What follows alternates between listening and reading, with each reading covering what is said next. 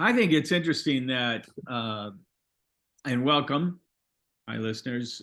Sammy and I have been talking. We kind of forgot to hit the record button. So now we have, and so now you get us in Technicolor. Sam was bringing up Kevin Kelly. Sam, what did he write? Well, he was one of the founders of Wired magazine, but he wrote a book called The Inevitables. It's about these things that are happening, inevitably, and we might as well recognize that they are and, adjust our lives accordingly. Like what? What's going to inevitably happen? Well, like, the fact that we continue, technology continues to advance, right? But it advances and then it disappears into the background and we don't recognize it, that. Because of new technology coming out, Huh? you mean? Because as new technology comes out, like ChatGPT, like the old joke of let's just all agree to stop at Blu-ray. Yeah, right. And that's never going to happen. That's what he's saying. That's right. Never going to happen. We can all say that and agree to it, but it never happens. There'll be another technological advance and it'll disappear. All these, so many things disappear into the background. We don't even realize we're using that technology because it's supposed to disappear. It's supposed to not be. Well, but I think, yeah, but we're unfortunately we're going to evolve.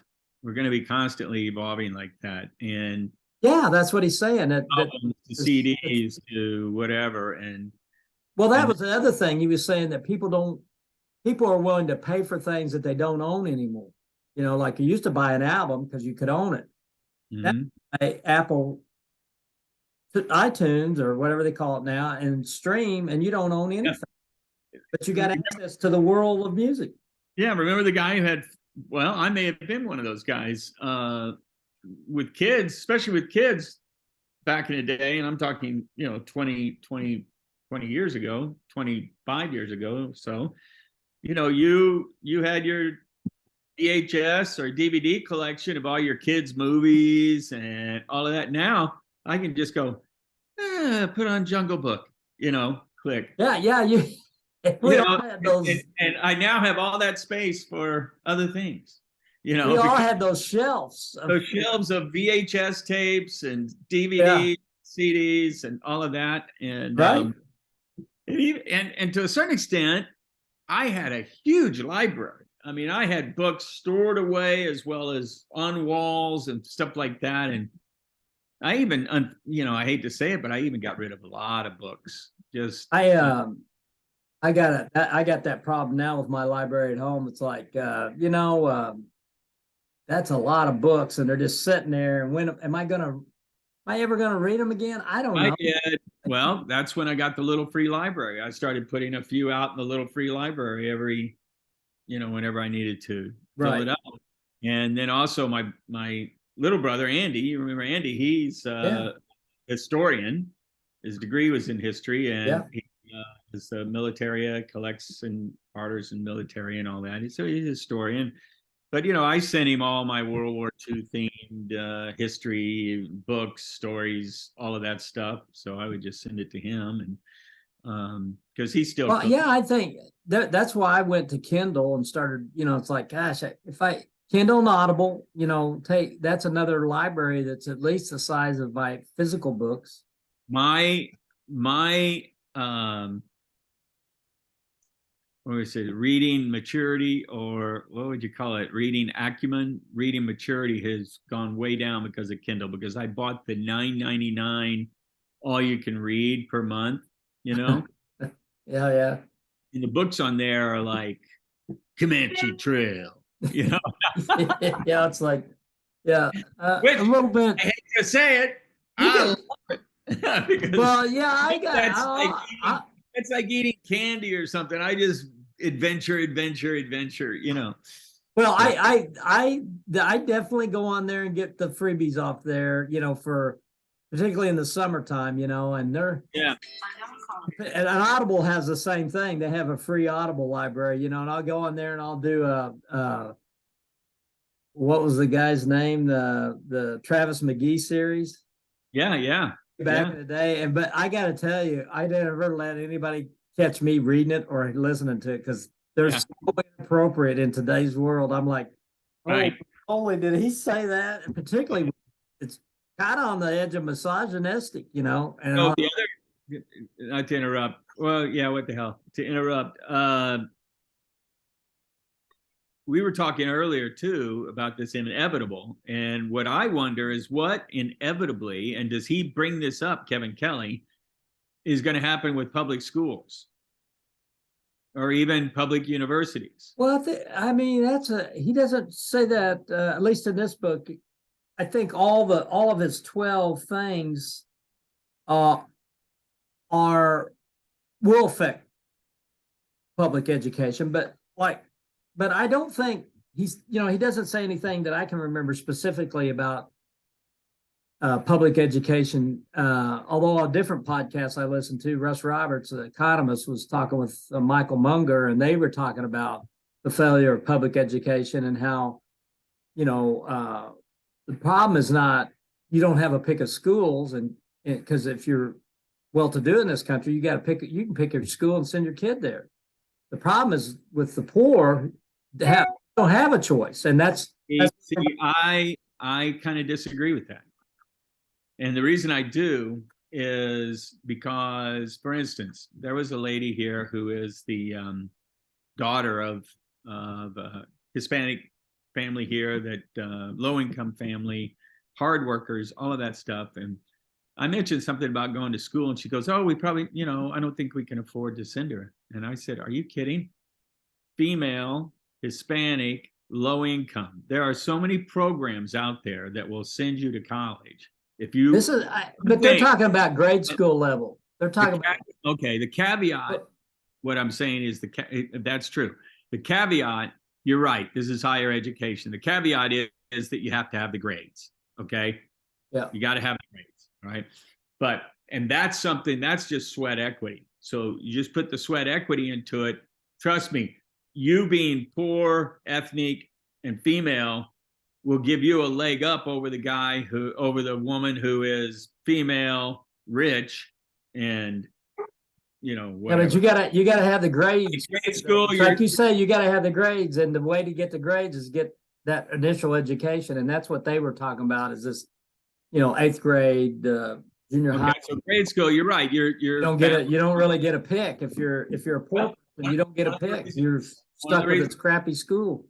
One of the reasons we moved into the area that we did when the kids, 25 years ago, was because they had their own school system, their own public school system, very parent controlled. We needed money. We went out and raised it, very parent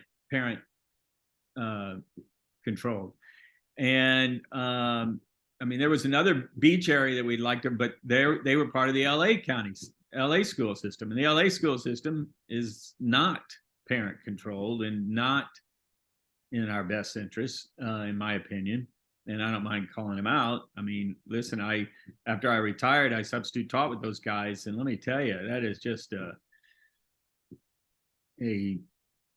lot of problems there, and a lot of problems that are basically endemic to our public school systems all across. And so if you're stuck in a community and that's your grade school, that's too bad. I think some of that we have up here in Lake County. You get into these rural towns like up here, hard to get good teachers in there, hard to get good doctors to come in. That's true. That's true. There's Southern Illinois is like that. They've got doctor teacher problem. Yeah. So you're kind of, man, you're a little screwed. You're looking for the private school, so you're having to budget for a private school. Then in these rural areas, what kind of, in LA, tons of private schools, $20,000 a year, whatever. Here, what private? Not so much. Not so much.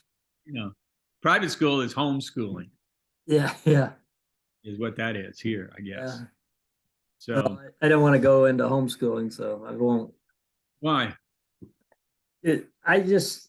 I think homeschooling is going to get so sophisticated down the road, all online, everything like that, and clubs. Okay, so now we're going back to part of the public school problem. Same way with club sports. Club sports are becoming more popular with kids because they're really getting the training and really feeding into their passion for that sport. Whereas it's not the history teacher coaching them, and who's trying to, whatever. But so if you've got club sports that you can go play, so there's your socialization. You got your neighborhood, there's your socialization.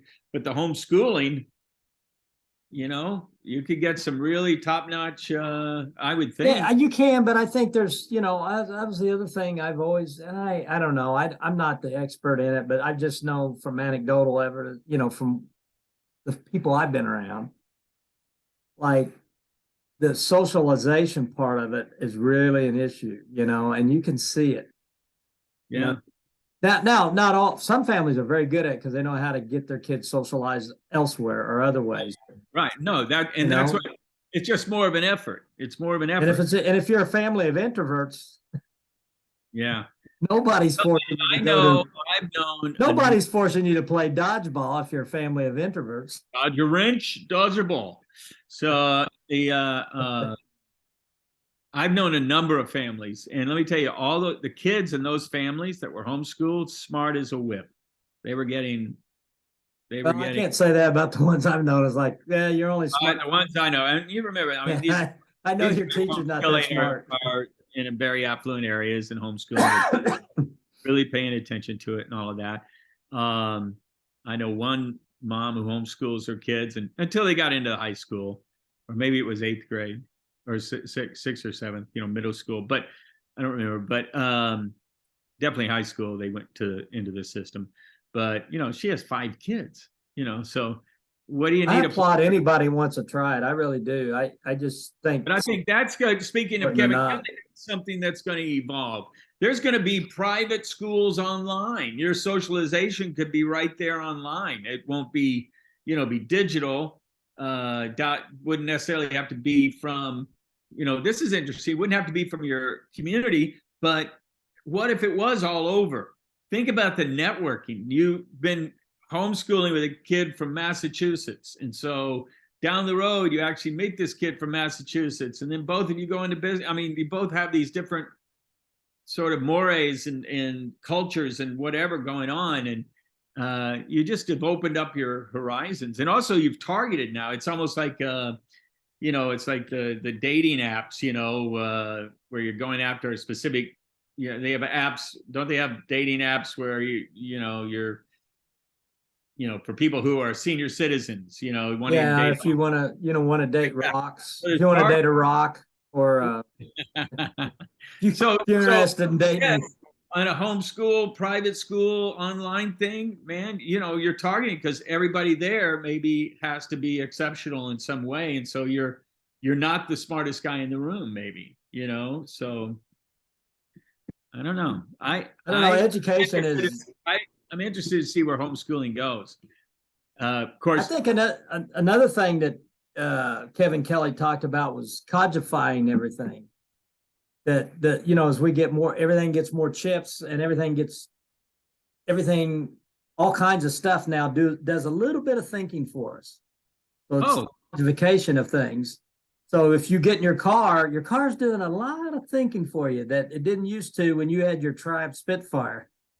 There's the only thinking thing. Sometimes there's no thinking thing in your Triumph Spitfire. No, just push you down the hill and jumpstart, and you jumpstart and ran like hell. Pop the clutch. I hope I can catch my car I just started.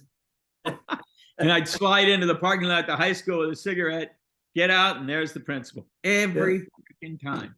I thought it was James Dean. But it did have a nice paint job. Yeah. But it is interesting. Think about how things get smarter. Just things around you get smarter and smarter. No, but the whole conversation in the last 2 months online has been all about AI. Yeah. And now the guy have you tried ChatGPT? The guy who pioneered AI left Google. He said, "I'm not gonna be involved. This is dangerous. This is dangerous stuff." Well, sort of. He said that, yeah. But he also wanted a platform to be able to say things freely.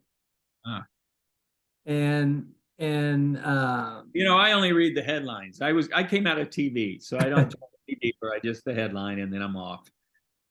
Yeah, I think he was just wanting to be, and he's an old guy too. And I think he was just wanting to be, what the article I read, yes, he says there's some dangers and yes, we need to talk about, it, but I think he stepped away from Google. So he can talk about it completely.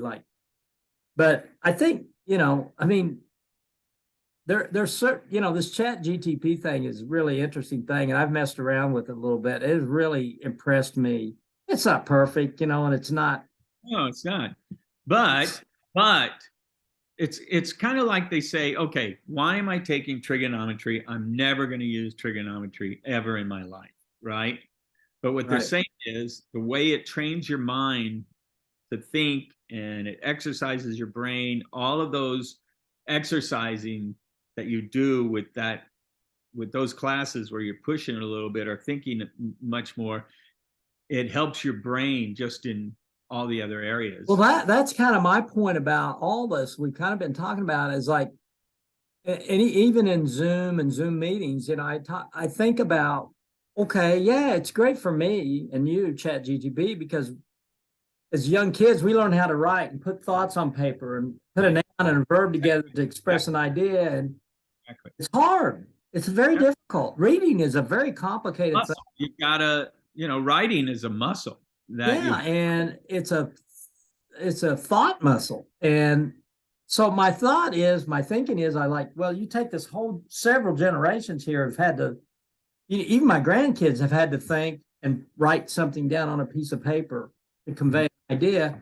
So the people before them that, will be dead and gone before they rule the world, but if they always have Chat GTP and they don't have to sit there and stare at a blank page and come up with an idea. And to your point, if it trains you, not just exercise, but if it actually literally trains your brain, which I think it does, how are they going to think? Well, I think technology is dumbing us down, is really what it's doing. For instance, I don't know. I can't figure it out. I don't know. I'm going to ask Chat GTP what it thinks. I asked them that. Yeah. Oh, and people have been doing that. Chat GTP, what should I think about this? Yeah, I'm going to put it in my Happy Friday. Someone put in there, what should today's 10 commandments be? Someone gave that to Chat GPT. And, pretty interesting. I mean, if you haven't got in there and played with it, it is interesting. You should at least. Yeah, I know. Graham, my youngest son, tells me all the time people use it now for resumes and getting prepared for interviews and if you got a blank page and you don't have time, it's a great. I know you stared at. Jason Bateman on SmartList said that he had it write a birthday joke for a friend of his, so that when he's I heard. But you know how it is. You're staring at a blank page and you don't have time. You're going. But then your muscles not being exercised. That's true. You got to learn how to bring that up. In other words, the old stories of step away from the desk for a little bit, go do something, and then come back, start fresh, or whatever. You have to learn those skill sets or those exercises. For instance, talking about dumbing us down, when we were kids, our parents thought nothing of us being 3 or 4 years old, racing out into the neighborhood. We were gone. I mean, really, I remember at 4 years old in Louisiana heading out into the woods, and we were gone all day at 4. We would never let a 4-year-old do that now, right? No. And I don't think the world was that much of a different. I mean, I don't think our parents really loved us. Well, they didn't. They had a passel of kids. What's one more? Seen and not heard. Seen and not heard. And you know what? Come to think of it, I don't even care if I see you. But the thing is, when we went out there into those woods, we got into jams that we had to get ourselves out of. So the common sense muscle was developed. I don't think mine was ever developed to a high degree, but the common sense muscle was developed. And now, because of digital and because back in the day called the helicopter parent, all of that stuff, afraid to let them cross the street on their own. You know, we're dumbing down that common sense. And you know what they call it now in the schools? A dean of I heard about this from the dean at in Oregon, at University of Oregon.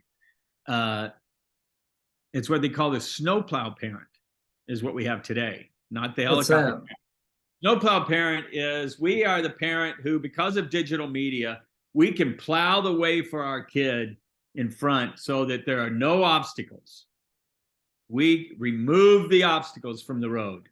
In other words, your car gets stuck, encased in ice. And, you know, when you and I were kids, you ran inside because the thing to chop the ice was inside the car. But you ran inside and you grabbed spoons, whatever, and you're chipping away and you're getting the car out of that ice, and then you drove away. Enough to open the door, heat it up, and then drive away.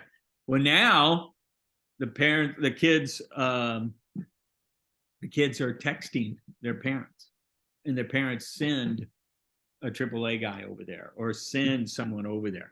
Where the schools, what they said, the dean said, where they see it is a guy gets into a dorm room, his first day of school, gets into the dorm room and meets his roommate and decides in 3 minutes he can't live with this guy. Well, that's part of college. Learn to get along, go along, get along, compromise, all those things, why you're supposed to stay in a dorm the first year or whatever.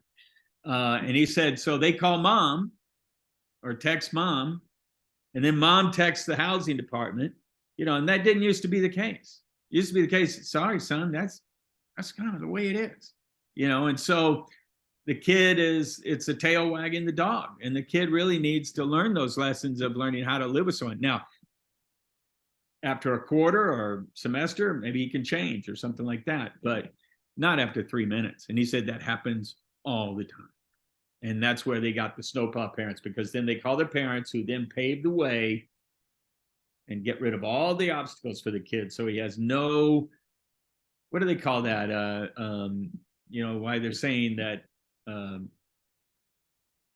you know, learning common sense, learning critical thinking. So there's no critical thinking going on, and you have to have critical thinking. Well, I see that, some of that, but I don't, you know, I see it in certain individuals, but I can't say universally that's true for every kid. You know, I see. No, you can't. I mean, there's always, you know, they get it. They know they got to do hard stuff. Maybe milk a goat before they go to school, like my dad did. And I'm sure he thought I had it made because I wasn't milking a goat before school. Yeah, exactly. Yeah. But I had other hard stuff to do, damn it. My dad delivering groceries before and after school, you know, my dad being told when they got rabbits in at the store that don't name the rabbits. Don't name the rabbits. And then he found out afterwards why, because they did name a couple of them, he and my Uncle Bob, and they said, okay, you got to go out there and butcher those rabbits. Kill the rabbit. Okay. Jeez. You mean Hoppy? I gotta go kill Hoppy. Yeah. We got 1 minute and some seconds. Do we want to call out us to our sponsors? Yeah, sure.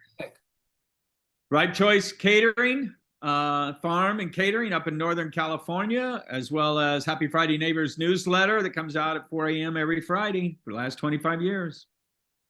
And brought to you by Pride Staff Bloomington, full service staffing agency, light industrial, office clerical, warehouse. Google pridestaff.com/Bloomington, and you'll see all our jobs listed there. And Punk Racing. And Punk Racing, we can always use sponsors. He had a good weekend last weekend. He won all. I know, I saw that. 4 classes. In fact, he almost won every race. He won every race except for one, and he was second in it, passing for the lead, and a yellow came out. Oh. Almost won every race. Wow. Weekend. So I told him, remember these weekends like this, because when we're having bad ones, we need to have something to cling to. Yeah. That's the 18th hole that keeps you coming back. Right. All right, we're out. Right. This episode was what?